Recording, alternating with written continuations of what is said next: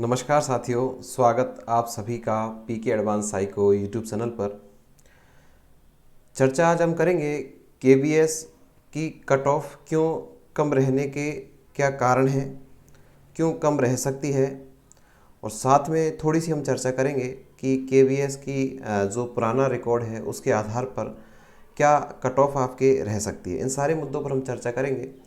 सबसे पहले हम आपको बता दें कि ये जो वीडियोस है आप सभी के लिए उपयोगी इसलिए है क्योंकि न केवल कट ऑफ या कारण बताने के लिए ही ये वीडियो नहीं है, आपके लिए थोड़ी सी सूचना साझा करने के लिए भी है कि अगर आप केबीएस या DSSB या सीटेट की तैयारी करने जा रहे हैं तो जहाँ पर निश्चित रूप से पेडागोजी का जो पार्ट आता है वो बेहद इम्पोर्टेंट है और ये चैनल खासकर उसी के लिए है। पेडागोजी से संबंधित ही क्लासेज यहाँ चलती हैं, तो आप इस क्लास को ज्वाइन भी कर सकते हैं। चलिए दोस्तों, स्टार्ट करते हैं अपनी आज के मुद्दे को कि एग्ज़ाम के लिए जो एग्ज़ाम है वो क्यों इस एग्ज़ाम में कट ऑफ कम रहने के कौन कौन से ऐसे रीज़न हैं। देखिए, सबसे पहला जो मुद्दा है कि इस एग्ज़ाम के जो फॉर्म थे, फॉर्म फिलअप होने के बाद में ज़्यादा समय विद्यार्थियों को नहीं दिया गया और एक सीमित समय में ही एग्ज़ाम को ले लिया गया, जिससे विद्यार्थियों की जो तैयारी थी वो अच्छे से पूर्ण नहीं हो पाई। हालांकि कुछ विद्यार्थियों का पेपर बहुत अच्छे से हुआ है, लेकिन फिर भी जहाँ तक अपन तो कुछ की बात नहीं करते, अपन तो औसत की बात करते हैं, सामान्य लोगों की बात करते हैं, क्योंकि एग्ज़ाम में कुछ विद्यार्थी नहीं बैठते, सभी प्रकार के विद्यार्थी बैठते हैं।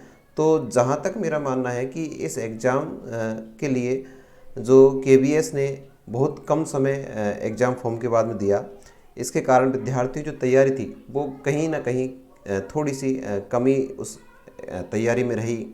इसलिए थोड़ा सा ये संशय है कि इस कारण से भी आपकी जो केबीएस की जो कट ऑफ है उसमें आपको अंतर देखने को मिल सकता है। दूसरा, ये जो एग्ज़ाम थी सीबीटी बेस्ड थी, अर्थात कंप्यूटर बेस्ड एग्ज़ाम थी, आपकी ऑनलाइन एग्ज़ाम थी, जिसमें भी काफ़ी जो कुछ पुराने बच्चे होते हैं उन्हें थोड़ा सा ज्ञान होता है और जो पहले कंप्यूटर पर एग्ज़ाम दे चुके हैं। लेकिन जो विद्यार्थी ऐसे थे जो पहली बार सीबीटी मोड पर एग्ज़ाम दे रहे हैं, उन विद्यार्थियों को पेपर सॉल्व करने में थोड़ी सी समस्या देखी गई थी। एक यह भी बहुत बड़ा मुद्दा है कि जो कंप्यूटर बेस्ड जो एग्ज़ाम हुई थी, इसके कारण भी कई विद्यार्थियों का जो पेपर है अच्छे से नहीं बैठ पाया। सब कुछ जानते हुए भी, सब कुछ पढ़कर आने के बावजूद भी वो पेपर में अच्छे से नहीं दिखा पाए अपना जो नॉलेज है, क्योंकि जो थोड़ा सा पैटर्न था थोड़ा सा अलग था। कंप्यूटर पर पहली बार एग्ज़ाम दिया था, कई विद्यार्थियों ने कंप्यूटर चलाना भी नहीं सीखा था, उसके आधार पर उन्होंने एग्ज़ाम दिया। तो कहीं ना कहीं एक ये फैक्टर भी काम कर सकता है कि इसके कारण जो विद्यार्थी हैं वो अच्छे से पेपर को सॉल्व नहीं कर पाए, और ये एक मुख्य कारण हो सकता है कि जो कट ऑफ है वो भी आपकी नीचे रह सकती है। अभी हम चर्चा कर लेंगे कि कितनी क्या कट ऑफ रहेगी, क्या हमें आगे करना है, इन सारी चीज़ों पर हम चर्चा करेंगे। तो पहला कारण एग्ज़ाम के लिए समय कम मिलना। दूसरा जो कारण है कि ये जो एग्ज़ाम थी वो सीबीटी मोड पर थी, ये भी एक फैक्टर है। तीसरा जो मुख्य कारण है एग्ज़ाम पैटर्न का, आप सभी ने देखा होगा कि जो एग्ज़ाम है काफ़ी पारियों में एग्ज़ाम हुई, और एग्ज़ाम जिस भी पारी में हुई उन सभी का जो एग्ज़ाम पैटर्न था वो लगभग एक जैसा नहीं था। बाकी अन्य भर्तियों में देखा जाता है कि जिस दिन एग्ज़ाम होता है उसके अगले दिन या अगली पारी में जो एग्ज़ाम होता है उसका जो पैटर्न है वो लगभग समान सा ही रहता है। लेकिन यहाँ पर भी कुछ पारियों में समान भी रहा, लेकिन कहीं ना कहीं कुछ पारियों में इसका जो पैटर्न है वो अलग से देखने को मिला। ये एक महत्वपूर्ण कारण है कि विद्यार्थी ये समझ नहीं पाए कि हमें किस आधार पर तैयारी करनी है। जैसे एक एग्ज़ाम को देने के बाद में जो अगली जो पारी के विद्यार्थी हैं वो अच्छे से उस पेपर को सॉल्व कर लेते हैं, ताकि क्योंकि उन्हें पता रहता है कि आगे आने वाली पारियों का पेपर भी इसी पैटर्न पर बनेगा, तो वो उन मुख्य प्रश्नों को, मुख्य टॉपिक्स को अच्छे से पढ़कर जाते हैं, जिससे भी उनका जो पेपर है अच्छा होता है। तो यहाँ पर थोड़ी सी ये समस्या भी देखी गई कि सभी पारियों का जो एग्ज़ाम पैटर्न था वो लगभग एक समान नहीं था। मुख्य मुद्दा पेडागोजी का। पेडागोजी में जहाँ तक सभी का मानना था कि हम अच्छे से प्रश्नों को हल कर पाएंगे, लेकिन कुछ पारियों में पेडागोजी ने अपना रोल दिखाया। पेडागोजी ने जो पेपर है उसको कठिनतम स्तर पर कहने के लिए बाध्य कर दिया। तो कुछ पारियों में जो पेडागोजी का पार्ट था, जो सबसे बड़ा पार्ट था, वहाँ पेडागोजी में समस्याएं विद्यार्थियों को देखने को मिली। वो समस्याएं निश्चित रूप से सभी के साथ है, हाँ, अपन अपवादों की बात नहीं करते, कुछ विद्यार्थियों की बात नहीं करते, कुछ विद्यार्थियों को वास्तविकता में बहुत अच्छे से पेपर उन्होंने सॉल्व किया, पेडागोजी का पार्ट भी उन्होंने बहुत अच्छे से किया, सीबीटी मोड पर एग्जाम भी उन्होंने पहले दे रखी तो उसका फ़ायदा भी उनको मिला और सारी चीज़ें उनके लिए अच्छी रही, जिसके कारण उनका जो पेपर था वो बहुत अच्छे से निकल गया। लेकिन क्या सभी विद्यार्थी, अपन सभी विद्यार्थियों की बात करेंगे क्योंकि मेरिट कुछ के आधार पर नहीं, सभी विद्यार्थियों के आधार पर निर्धारित होती है। तो निश्चित रूप से जो पेडागोजी का पार्ट था वो काफ़ी हम इजी भी नहीं कह सकते उसको और टफ भी नहीं कह सकते, मॉडरेट प्रकार का जो आपका पेडागोजी का जो पार्ट था वो देखने को मिला। यह एक कारण और आपका हो सकता है कि पेडागोजी के कारण भी आपकी जो कट ऑफ है वो थोड़ी सी ज़्यादा ऊपर ले जाकर एक सामान्य जो है स्तर पर रह सकती है। 125 वाले, 130 वाले अपने आप को ये कह रहे हैं कि हम सेफ़ हैं और निश्चित रूप से मैं भी ये कहूँगा कि वो सेफ़ हैं और उनका जो कॉन्फिडेंस है उनको मैं भी बिल्ड करना चाहूँगा क्योंकि बहुत अच्छा उन्होंने कार्य किया इतने अंक लाकर। हालांकि सारा कुछ रिज़ल्ट पर निर्भर है, अभी रिज़ल्ट शायद अभी नहीं आ पाएगा क्योंकि अभी तो आपको पता है कि जो चैलेंजर काफ़ी सारे क्वेश्चंस हैं जिन पर शायद एक फाइनल आंसर की और आनी है, तो उसके आने के बाद ही आपका रिज़ल्ट है वो हो सकता है कि आए। जिसके विद्यार्थी के नंबर जिसको लगता है, बहुत सारे वीडियोस बन रहे हैं कट ऑफ पर कि इतने से इतने, इतने से इतने, आप सभी ने अपना अपना जो मूल्यांकन है वो कर लिया होगा। ये भी आपको पता लग गया होगा कि हम किस स्थिति में हैं।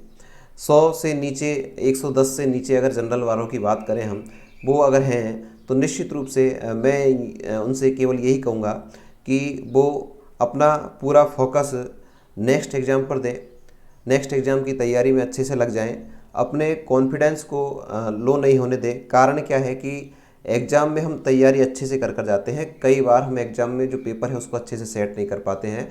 तो ऐसी कौन कौन सी कमियां हमारे अंदर रही कि हमारे नंबर उतने नहीं बन पाए जितने हम अपेक्षित करते हैं, जितना हम अपेक्षा कर रहे हैं कि हमारे इतने नंबर तो आने चाहिए हमारी तैयारी के अकॉर्डिंग। तो मित्रों, मैं आपसे कह दूं कि तैयारी के साथ साथ जो एग्ज़ाम की जो रणनीति है वहाँ हमें काफ़ी सारी मेहनत करने की आवश्यकता होती है। तो वहाँ क्या हमारी कमी रही जिसके कारण नॉलेज होने के बावजूद भी हम उस कार्य को अच्छे से नहीं कर पाए। तो जो कमियां हमारे अंदर रही हैं, किन कारणों से हम अपने एग्ज़ाम के जो पेपर है एग्ज़ाम हॉल में अपने आप का 100% नहीं दे पाए, वो ऐसी कौन कौन सी कमियां हैं उनको आप सुन लिया होगा आपने और उन पर अच्छे से कार्य करना प्रारंभ कर दें। हमारा कौन सा पोर्शन वीक है उस पर अच्छे से कार्य करें, हमें और क्या अपने अंदर इम्प्रूवमेंट करना है उन सभी चीज़ों पर आप कार्य करें। अपना समय व्यर्थ नहीं करें, समय बड़ा मूल्यवान है। आप इधर उधर केवल इन्हीं चीज़ों पर टाइम पास नहीं करें। आप सब कुछ जानते हैं कि हमारी स्थिति क्या है। भाई, आपका पेपर अच्छा हुआ है तो उसमें कोई डाउट नहीं है, आप निश्चित रूप से आपको सफलता मिलेगी। लेकिन जिन विद्यार्थी लगता है कि हमारे नंबर वास्तव में कम आ रहे हैं, निश्चित रूप से जांच लेना चाहिए ताकि हम आगे की ओर बढ़ सकें। अब जिन्होंने जांच लिया है उनको लगता है कि हमारे नंबर 100 से नीचे या जनरल के आधार पर बताऊँ आपको 110 से नीचे अगर नंबर आ रहे हैं तो निश्चित रूप से उन्हें समय अपना नहीं खर्च करना चाहिए और आगे आने वाली जो एग्ज़ाम्स हैं उनके लिए अच्छे से पुरजोर करके मेहनत उनको करनी है और जो पार्ट कमज़ोर है उस पर विशेष रूप से आपको ध्यान देना है। ये आप सभी को पता है, जो होना है वो होकर रहेगा। आपने अपना कर्म किया, आपने अच्छे से मेहनत की, आपने तैयारी की, आप अच्छे से एग्ज़ाम देकर आए, आपने अपना कर्म कर दिया। आपके नंबर अच्छे बन रहे हैं या नहीं बन रहे हैं ये रिज़ल्ट आपको बता देगा। आपने थोड़ा बहुत मूल्यांकन कर ही लिया है, लेकिन आप इसी असमंजस में न रहें कि अब आगे क्या होगा। आगे होगा जो रिज़ल्ट बताएगा। अच्छे अंक वाले निश्चित रूप से सफल होंगे, जिनके अंक कम रह जाते हैं वायदे में, तो उन्हें निराश नहीं होना है। उन्हें कहाँ कमी रही है उन चीज़ों पर मेहनत करके आगे की ओर बढ़ना है। केवल एक ही एग्ज़ाम थोड़ी है, एग्ज़ाम्स बहुत सारी हमें देनी है, जीवन में बहुत सारे जो परीक्षाएं हैं हमें देनी है और जब तक सफल नहीं हो जाता व्यक्ति तब तक ये एग्ज़ाम्स जीवन भर चलती रहती हैं। ये तो एक छोटी सी एग्ज़ाम है, अभी हमारे पास बहुत समय है, तो क्यों न हम आगे की प्रिपरेशन करें और अपने आप की जो रणनीति है उसमें थोड़ा सा परिवर्तन करके एक सुनियोजित योजना बनाकर हम अच्छे से कार्य करें। अच्छा पढ़ो, जितना टारगेट करके पढ़ोगे वो अच्छा है। आप पेपर का एनालिसिस करिए कि पेपर में, परीक्षा में किस तरह के प्रश्न पूछे जाते हैं, क्या कौन कौन से टॉपिक से ज़्यादा प्रश्न पूछे जाते हैं, क्या पेपर का स्टैंडर्ड है। हम गलती यही करते हैं कि काफ़ी सारी किताबों को पढ़ते जाते हैं, लेकिन हमें क्या पढ़ना है ये महत्वपूर्ण है। आप अच्छा पढ़ें और अच्छा पढ़ें और अच्छा पढ़ने के बाद निश्चित रूप से आपका रिजल्ट भी है वो भी कैसा आएगा, अच्छा ही आएगा। अच्छी अपनी थिंकिंग रखें, अपने आप के जो नकारात्मक विचार हैं उनको निश्चित रूप से आप समाप्त करें और पॉजिटिव अप्रोच के साथ आगे बढ़ने का प्रयास करें। अपने स्वास्थ्य का ध्यान रखें और निश्चित रूप से आपको सफलता मिलने से नहीं रोक सकती। तो मित्रों, मैंने आपको इस वीडियो में केवल इतना सा बताया कि क्या क्या फैक्टर्स होते हैं एग्ज़ाम में, जो आपका जो कट ऑफ है उसके बारे में। कट ऑफ से संबंधित मैं आपको बता दूं कि 120 प्लस विद्यार्थी, जो जनरल के आधार पर बता रहा हूं मैं, कि 120 प्लस विद्यार्थियों की संभावनाएं ही हैं। अगर कोई 110 से नीचे आ रहा है तो निश्चित रूप से उसको नेक्स्ट तैयारी की ओर अपना रुख कर लेना चाहिए। तो ये सामान्य चीज़ें मैंने आपको बारे में बताने का प्रयास किया है। पेडागोजी पढ़ने के लिए, साइकोलॉजी, CDP, सीटेट के लिए पढ़ने के लिए केवल और केवल ये चैनल उसी के लिए है। आप इस चैनल से अच्छे से जुड़ सकते हैं। आप सभी ने इस क्लास को देखा, आप सभी का बहुत बहुत धन्यवाद। Thank you, bye bye.